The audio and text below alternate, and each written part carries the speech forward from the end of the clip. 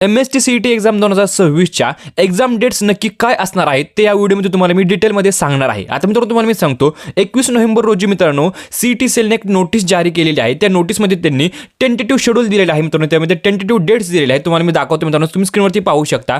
MST CET PCM ग्रुपचे जे मित्रांनो टेंटेटिव्ह डेट्स आहेत त्या मित्रांनो 11 एप्रिल ते 19 एप्रिल आणि मित्रांनो PCB ग्रुपचे 21 एप्रिल ते 26 एप्रिल मित्रांनो आहे ते फर्स्ट अटेम्प्टच्या म्हणजे जे आपली पहिली एक्झाम होणार आहे MST CETची एप्रिलमध्ये त्याच्या ह्या डेट्स आहेत मित्रांनो. लक्षात घ्या, ह्या टेंटेटिव्ह डेट्स आहेत.